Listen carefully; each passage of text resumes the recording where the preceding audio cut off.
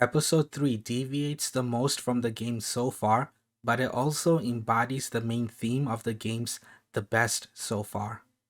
It really reinforces that the HBO adaptation is not just a retelling of the game in a different format, but that the adaptation is its own thing.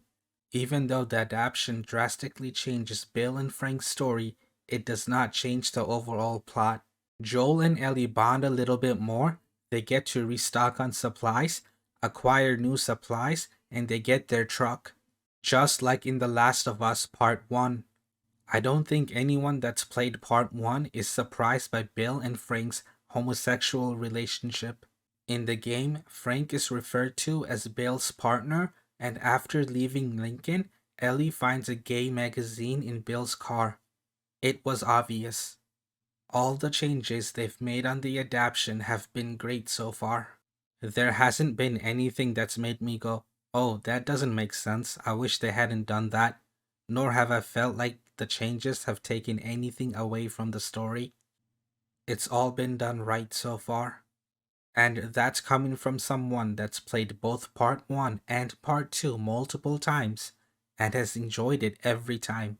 This episode is one of the saddest episodes of any TV show I've ever watched, but also at the same time, it was beautiful. From early on, we see really disturbing things like the plane that went down and skeletons of people that the government killed.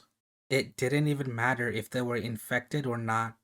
The government killed them anyway because dead people couldn't become infected. But we also really get to see the main theme of the games, which is love. Bill and Frank made a home for themselves in a crap world and fought for their love. Not only physically, like when the raiders attacked, but also through compassion, patience, and acceptance. When Bill is shot in the fight with the raiders and he thinks he's dying, he tells Frank to call Joel because he doesn't want Frank to be alone. That's a great hint at Joel's character by the showrunners, but also it shows Bill's changed. He used to think that the best way to survive was to go at it alone. But when he thought he was dying, he doesn't tell Frank to call Joel to help fight the raiders. He's sure that he got most of them and the fence would take care of the rest. Bill wants Frank to call Joel because he realizes that going at it alone isn't the answer. There's more to life than just surviving, and the raid proved surviving alone is impossible. Bill would have died if Frank wasn't there to treat his wound. Bill and Frank are just people that fell in love, who try to live a fulfilling life and grow old together, something we can all understand regardless of our sexuality. Bill taking care of Frank on their last day without any dialogue while an amazing score played throughout was genius. They did the same things on their last day together as they did on the first day they met, like having the same rabbit dish, the same wine, and Bill taking care of Frank. And then Bill ending the day in such a romantic note was perfect.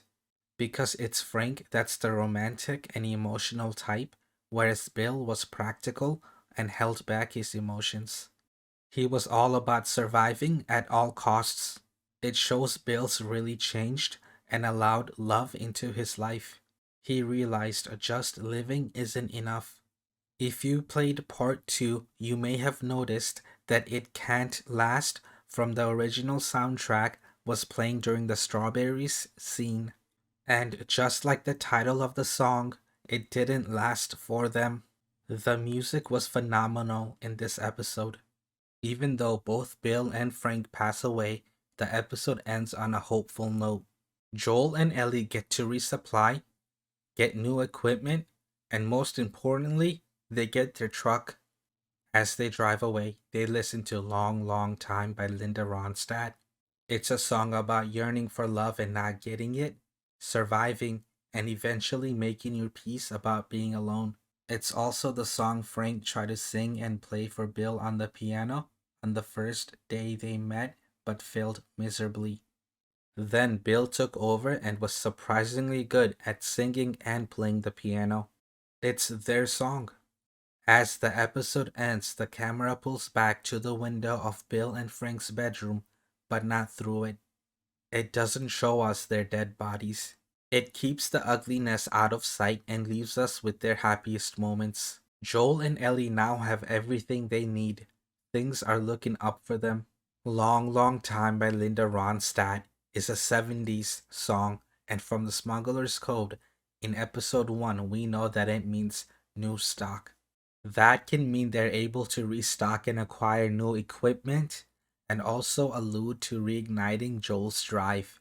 Ellie takes a gun behind Joel's back, which I'm sure she'll use to save his life, which will lead Joel to realize that Ellie carrying and being able to use a gun is actually good for them both.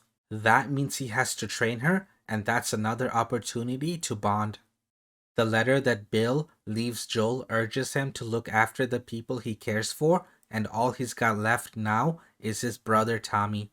It also points out how Joel and Bill are similar in that Joel is closed off like Bill was at one point. Ellie, on the other hand, is trying to connect with people like Frank. Joel's just lost someone he cared for. He feels like he's failed again. He failed his daughter Sarah and now Tess. But now, with Bill's advice, he's got an even bigger drive to keep on moving forward to protect his brother.